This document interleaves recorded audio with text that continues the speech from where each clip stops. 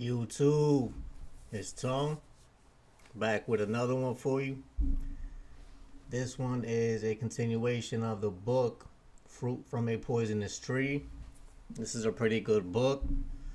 We got like one or two more videos on this, and then we're gonna get into A4V, accepted for value, and things like that. We're gonna run back over all that stuff to refresh everyone of how to use your exemption and all that. We're gonna get into that in the next couple of videos. Right here, we're going to talk about the IRS con game is exposed. So that's the name of this particular section of the book. And so we'll get into United States Code 26, the word person, and things like that, and what the legal definition of all those things are. All right. So right here, the IRS con game is exposed. For a good many years, I have heard patriots and tax evaders of all stripes argue that they were not the subject of tax for as many reasons as I have hairs in my head. Not many truly understood the proper argument, and most invariably lose their vigilant fights, winding up in federal prison, primarily because their arguments were not focused and were in the most part devoid of logic. And that's another big thing too, is that people just go in there and argue with the IRS as if they even approached you to begin with. You got to understand that you're the one entering into contracts with these people. So when they send you a letter, which is really an offer, you still have options at that point. You're not really subject to stay engaged in any contracts that you don't feel are for your benefit, because that's really what these people are supposed to be there for. They're not your fucking bosses. They're public servants. So if you expect to get directions from a public servant of how you should operate, imagine that. So this chapter, titled Mirrors of Illusions Broken, concerns the taxing power of the United States and the average citizen's relationship to the federal government. Read carefully and follow the logic, as well as the supporting statutes and case law. They have all the same reoccurring themes and are all supportive of the American people. If this is the only chapter in the book that you remember, your life will be changed forever. The following chapter is a memorandum of law. I did not make any changes, so it may not fit your particular situation to a T, but in general, the sum and substance is the same for all of us. So here we have a non-resident alien. So plaintiffs in the above entitled action are non-resident aliens with respect to the United States, as those terms are defined in Title 26 USC and have no income effectively connected to a trade or business within the United States, or any source income derived from any excise taxable event. Plaintiffs are not withholding agents, government employees, or elected officials. Defendant's revenue officer's name. So this is like a letter to the district manager of the Internal Revenue Service. So the district director are Internal Revenue employees. It appears from documentary evidence that the Internal Revenue agents, etc., are agents of a foreign principal. Within the meaning and the intent of the Foreign Agents Registration Act of 1938, they are directed and controlled by the corporate governor of the quote-unquote the fund, aka Secretary of the Treasury, and the corporate governor of the banks. Said agents acting as information service employees and have been and do now solicit, collect, disperse, or dispense contributions, tax, pecuniary contribution, loan money, or other things of value for or in the interest of such foreign principal. And they entered into agreements with a foreign principal pursuant to Treasury Delegation Order Number 91, i.e. the Agency for International Development, Exhibit Number, Internal Revenue Service. So hang on, let me write this down.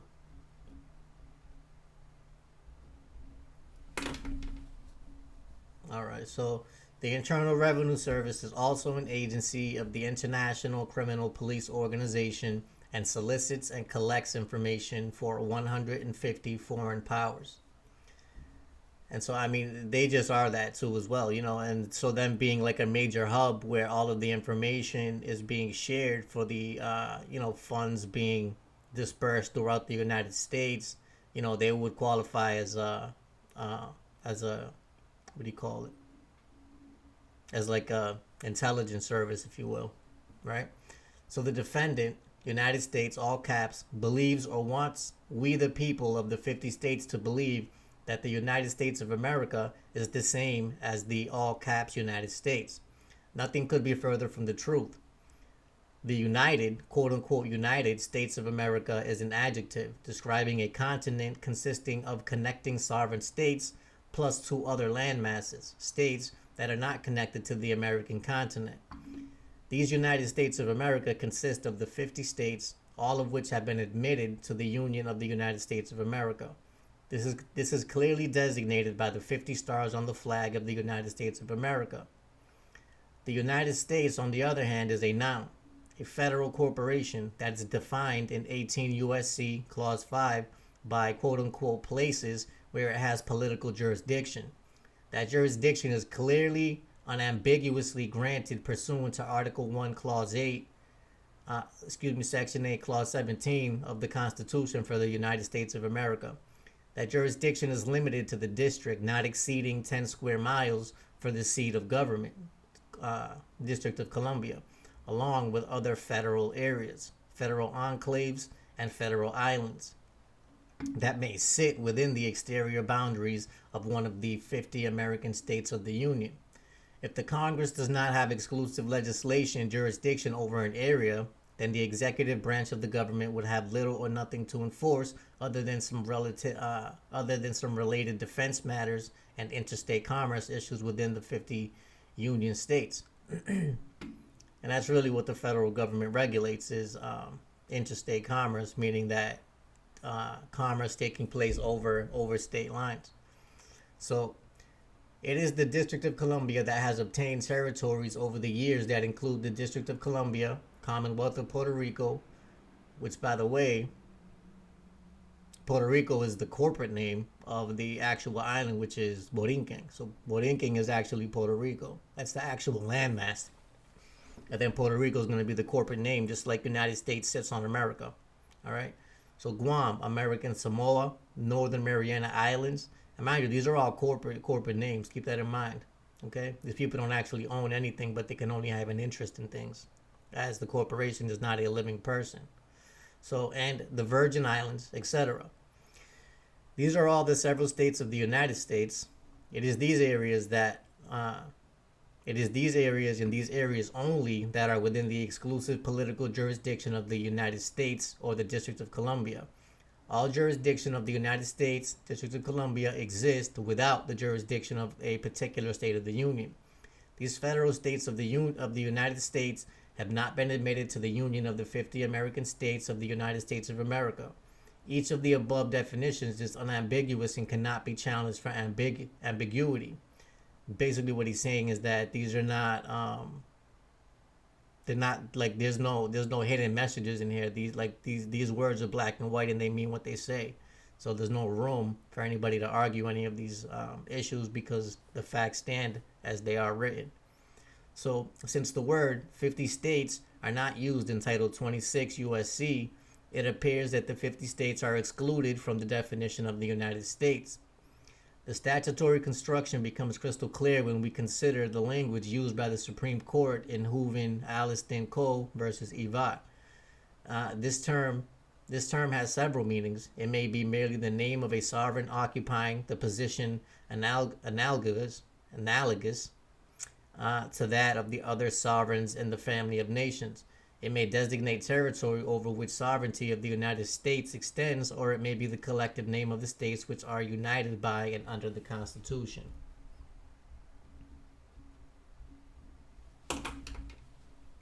So, thus, in Hoover Supra, it is readily discernible that there are two literal United States consisting of definitive land masses or geographical areas. The third definition of Hoover Supra consists of the 50 states united under the Constitution. The second definition designates the geographical area consisting of the District of Columbia and all territory over which the political sovereignty of the United States extends. Congress expresses the sovereignty of the second United States under the authority of Article 1, Section 8, Clauses 17 and 18, and Article 4, Section 3, Clause 2 of the Constitution, with no constitutional restrictions placed on said powers. In legislating for the district of its territories, Congress always defines the word state and United States in its public laws to only include such geographical areas. The issue as to whether there are different meanings for the term United States and whether they are different from the distinct United States operating within the same geographical areas and one United States operating outside of the Constitution over its own territory in which it has citizens to said belonging to said United States was settled in 1901 by the Supreme Court in the cases DeLima versus Bidwell. So the idea prevails with some, indeed, its found expression in arguments at the bar, that we have in this country substantially or practically two national governments, one to be maintained under the Constitution with all of its restrictions, and the other to be maintained by Congress outside independently of that instrument, by exercising such powers as other nations of the earth are accustomed to exercise. So basically there's two different governments. So you have the organic what's it called? The organic Constitution for the United States of America, which sits and is still 100% lawful and it is active. And then you have the corporate version of this, which was written to emulate or to look exactly like the organic Constitution. But they're two different things. One is corporate policy written out to look like the Constitution, so that way nobody would be able to figure that out, that they're actually a corporation. And then you have the original organic Constitution, which still sits. Okay, so, and they can amend one of them, which is the one that you always hear them talking about on TV when they talk about amending certain things in the Constitution. They can only amend the one that they created, which is essentially their corporate policy. So, and that's why they're able to do that, but it has nothing to do with you. All right, so he went on to say on page 382, it will be an evil day for the American liberty if the theory of a government outside of the supreme law of the land finds lodgment in our constitutional jurisprudence. No higher duty rests upon this court than to exert its full authority to prevent all violation of principles of this Constitution. This theory of a government operating outside the Constitution over its own territory with citizens of the United States belonging thereto under Article 4, Section 3, Clause 2 of the Constitution has been long understood. In 1922, in Balzac versus Puerto Rico, the Supreme Court further affirmed that the proposition that the Constitution does not apply outside the limits of the 50 states of the Union. The court, quoting Dowles versus DeLima Supra, held that under Article 4, Section 3, Clause 2 of the United States was given exclusive power over these territories. Now, one thing you got to keep in mind, that the territories that they were giving the authority over was the ones that they created, which are the artificial commercial territories. So they don't really exist. It's just a concept. So the term United States may be used in any of the several senses. One, it may be merely the name of a sovereign occupying the position analogous to that of the other sovereigns in the family of nations. Two, it may designate the territory over which the sovereignty of the United States extends. Or three, it may be the collective name of the states which are united by and under the constitutions. And then here you have a bunch of different cases where you could find quotes or common law entries for you to be able to back up what it is that's being said here. So the court in Hoover and Supra indicated that this was the last time it would be that it would address the issue. It would just be judicially noticed. So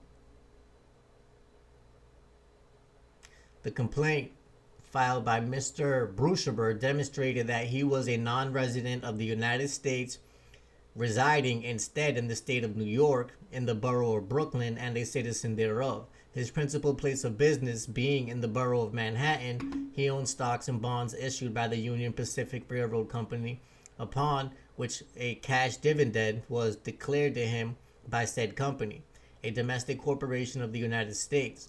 Union Pacific was chartered by an act of Congress for the territory of the federal state of Utah in order to build a railroad and telegraph line and other purposes.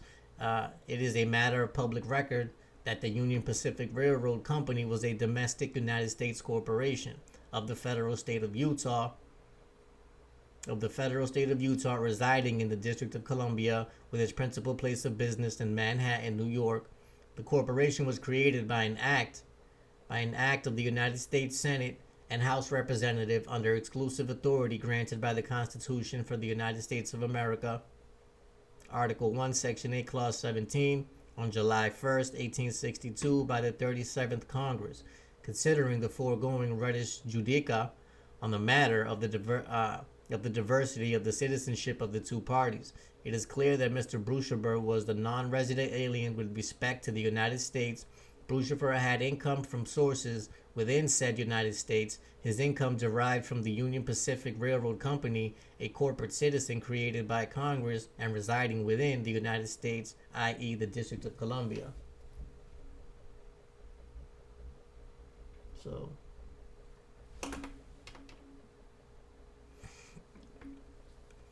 So a domestic corporation, right here is going to be the definition. So a domestic corporation is an artificial person whose residence or domicile is fixed by law within the territorial jurisdiction of the state which created it.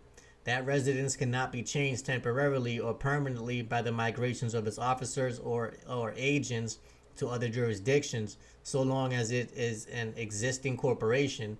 Its residence, citizenship, domicile, or place of abode is within the state that which created it. It cannot reside or have its domicile elsewhere.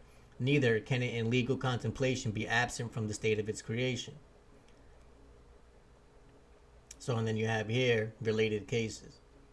So taxability of interest. So this is about income tax now. So taxability of interest from bonds and dividends on stocks of domestic corporations owned by non-resident aliens and the liabilities of non-resident aliens under Section 2 of the Act, October 3rd, 1913, to collectors of internal revenue. Under the decision of the Supreme Court of the United States in the case of Brushaber versus Union Pacific Company, decided January 21st, 1916, it is hereby held that the income accruing to non-resident aliens in the form of interest from the bonds and dividends on the stock of domestic corporations is subject to the income tax imposed by the Act of October 3rd, 1913. Emphasis added. And so basically the reason why this guy is going to be liable for taxes is because the income is coming from what is considered to be a U.S. person, essentially the corporations which he is deriving the income, which essentially is dividends from stocks and bonds that he has in that particular company. And that's all that you can be taxed on, actually, is income, which is defined as money that comes in or profits that come in from any investments, i.e. stocks and bonds and things of that nature. That is all that is considered to be income, not a private contract that you have with a company for your labor. That would be slavery, okay? So there it is. So domestic in the United States statutes means inside the District of Columbia, possessions, territories, and enclaves of the United States, federal states of which there are 14. All income tax provisions under 26 U.S.C. Subtitle A and excise tax on income are divided between sources within and without the United States. They are taxes imposed upon the worldwide income of citizens of the United States and aliens residing therein. This provision of the code applies to non-resident aliens of all species receiving income from within said United States, as well as within the other parts of the American Empire that fall within the exclusive legislation jurisdiction of the Congress of the United States pursuant Article 1, Section 8, Clause 17, and Article 4, Section 3, Clause 2. Constitutional authority granted to Congress. So here, the Constitution in Article 1, Section 8, Clauses 1 through 16, grants to Congress the power to act for the 50 Union States as an international representative and to do so outside the boundaries of each of those 50 states. The Constitution specified to Congress the seat of government, subsequently known as the District of Columbia. In times, Congress created a government for the district, and the district became a federal state by definition. However, this quote-unquote state, District of Columbia, is not united by or under the Constitution for the United States of America. The district has never joined the Union, although several unsuccessful attempts have been made to achieve this end. Furthermore, the Constitution granted to the Congress the authority to govern the district, just as the legislatures of each of the several states of the Union govern their states within the geographical limits of those states. As Congress begins to legislate for the district under authority of Article 1, Section 8, Clauses 17 and 18, the difference between the citizens of the district and the citizens of the Union became apparent. The citizens of the district did not possess the right of suffrage or the rights retained by the citizens of the Republic states. See Balzac de Lima and Down Supra, and were therefore not recognized as part of the sovereign body of we the people. The Constitution for the United States of America provided no means of taxing these district citizens of the United States. A method was found by informing municipal governments and exercising taxing powers over these citizens within the territories of the United States, as it was decided by the insular cases. See Bidwell Supra.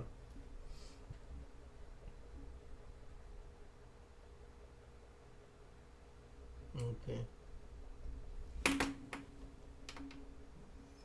So the Constitution was made for states, not territories, wrote Daniel Webster.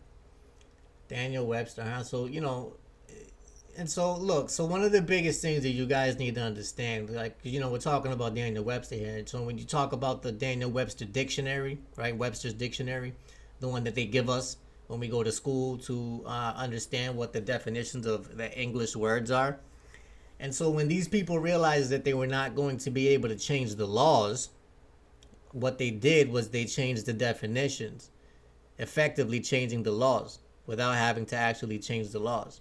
And so they just essentially started using different dictionaries to define the words that it was that they were using, and then therefore tricking the people into believing that they were entering into different contracts because they didn't know the true definition of the words, which also in effect voided any future contracts for not providing all of the information therein. So neglecting the transparency of the contracts effectively negates all of the contracts, so making them null and void on their face. Okay, so what do we have here? So the Constitution was made for the states, not territories, wrote Daniel Webster. The Constitution of the United States, such, does not under it extend beyond the limits of the state, which are united by and under it. I don't know why they gotta fucking write in riddles. That shit is crazy. So the status of our new territories. Judicial note should be taken that the United States Constitution prior to the 14th Amendment always denoted citizen and person in capital letters. Thereafter, quote-unquote citizen lowercase and person lowercase were not capitalized.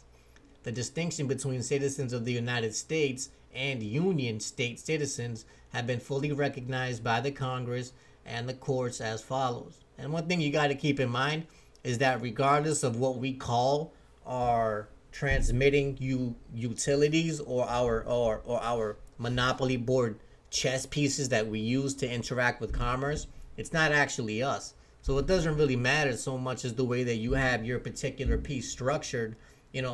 That's just basically gonna indicate the structure of your business essentially, and then that's gonna indicate the way that you're gonna be filing your taxes from there on. So you just want to structure that in a way that is gonna benefit you, because that's what this whole game is for. It's to benefit you. So we, in our political system as a government of the United States, a government of each of the several states, each one of these governments is distinct from the others, and each has citizens of its own who owe its allegiance and whose rights within its jurisdiction it must protect. Emphasis added. The federal government is a state, quote-unquote state, a foreign country or nation.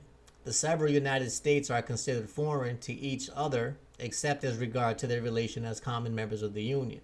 So basically all of these states essentially are their own governments, except when you're making reference to them as a whole, when you're talking about America in general, or the United States of America.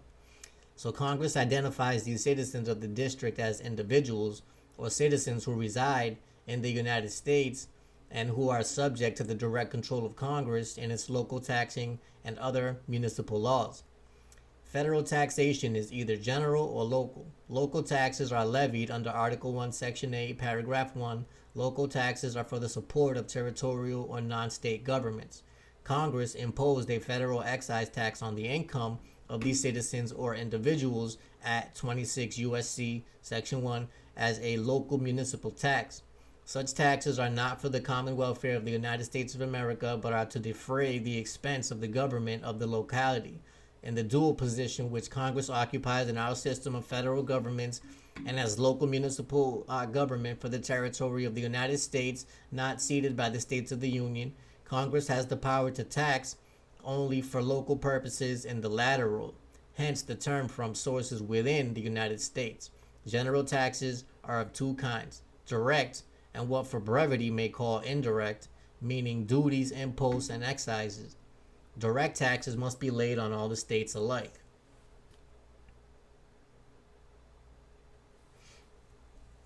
All right, so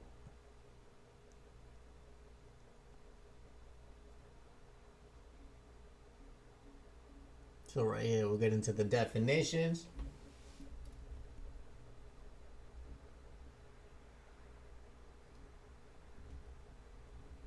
Get into the definitions in 26 USC.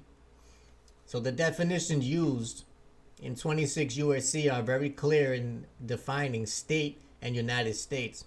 In every definition that uses the word including or include, only the word that follows are defining of the term.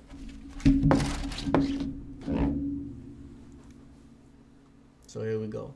The term state includes the District of Columbia. So basically what this means right here is that when you see the word include, it also means to exclude. So when you hear the word include or including, means that everything else is not part of it, okay? So this is when they start switching up the words on you. So the term state includes the District of Columbia, the Commonwealth of Puerto Rico, the Virgin Islands, Guam, and the American Samoa, United States. The term United States, when used in a geographical sense, includes only the states of the District of Columbia. So whenever you hear the word United States, it's only talking about the 10 mile square in District of Columbia. So the federal government has used these definitions correctly, but its agents of the Internal Revenue Service and the Department of Justice seem to erroneously assume that the definitions mean the 50 states of the Union, quote unquote America, when they look at the word states in 26 USC 7701A9, it would be disingenuous to use the common everyday meaning of the terms United States or state when talking about the tax laws and many other laws that are enacted under the local municipality authority of the United States, quote unquote, government within and for the District of Columbia. The following congressional acts reveal the crafty, illusory way in which the government uses correct English and how Congress changes the meaning of the words by using congressional definitions. For example, all of the United States Code definitions had to be changed to allow Alaska and Hawaii to join the Union of the States United under the Constitution. When Alaska joined the Union, Congress added a new definition of states of the United States. This definition has never appeared before, to wit, Section 48. Whenever the phrase continental United States is used in any law of the United States enacted after the date of its enactment of this act, it's a lot of acting, right? You see that shit? It shall mean the 49 states on the Northern American continent and the District of Columbia unless otherwise expressly provided. Where it is otherwise expressly provided, answer Section 22A, Section 2202 on the Internal Revenue Code of 1954 relating to missionaries in foreign service. Jesus Christ. So Section 4264C 1 of the Internal Revenue Code of 1954 definition of continental United States is amended to read as follows. 1. Continental United States. The term continental United States means the District of Columbia and the states other than Alaska. So in Hawaii,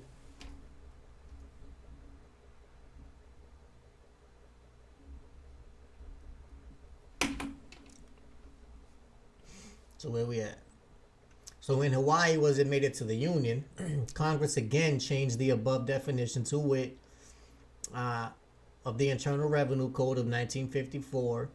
And so they just kept on switching it up to try to fit any of these other states into their corporate United States. So what are the states other than Alaska and Hawaii? They certainly cannot be the other 48 states united by and under the Constitution, because Alaska and Hawaii at that point in time had just joined the Union, right? The same definitions apply to the Social Security Act. So what is left? Answer: the District of Columbia, Puerto Rico, Guam, Virgin Islands, Northern Mariana Islands. These are the states of belonging to the United States, which are under its sovereignty and exclusive political jurisdiction. Do not confuse this term with the states of the Union, because the word "of" means belonging to in this context. So Congress can change the definition of the United States for two sentences and then revert back to the definition it uses before these two sentences. This is proven in Public Law 86-624, page 414, under School Operation Assistance in Federally Affected Areas.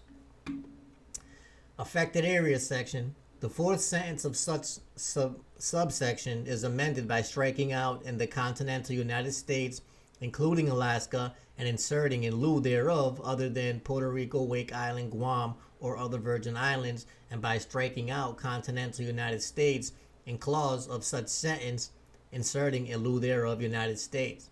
So this is just showing you how they just use word games essentially to get their point across and whatever they need to get done. And so this is the way that they're doing it. So 26 USC, 26 CFR. You know, these are codes and statutes that you're going to want to focus on if you're ever trying to prove a point as to the reason why you're not subject to any taxation, or if you're trying to prove that in fact you are. It depends on what you're trying to do. So we're going to leave this here because there's a lot more to this, but they're not really getting to many of the points. This is more just for like definitions and things like that. So the next one that we do, we're gonna be focusing on A4V, on how to use it, and how to get things done like that. Since I think a lot of you want to know that, but maybe you don't have the direction that you need, and so I'll go ahead and do that for you. We'll run down a couple books on A4V. And so I hope this clarified a bunch of things for you as far as what